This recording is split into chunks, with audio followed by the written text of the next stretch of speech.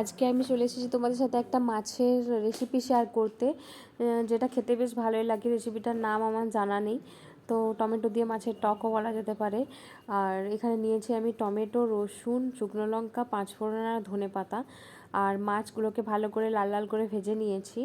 এবার এর মধ্যে আমি মাছের যেটাতে মাছ ভেজেছিলাম যেটাতে, সেই তেলের মধ্যে আমি এখানে শুকনো লঙ্কা, পাঁচফোড়ন আর রসুনটা দিয়ে ভালো করে ভেজে নিলাম। রসুনটা যখন লাল লাল ভাজা হয়ে গেল, তার মধ্যে আমি টমেটো অ্যাড করলাম। এবার এর মধ্যে আমি দিয়ে দিলাম নুন, হলুদ আর কাশ্মীরি লাল মির্চ। এবার এই সবগুলো একসাথে মিশিয়ে নিয়ে ভালো করে কষতে হবে আমাকে।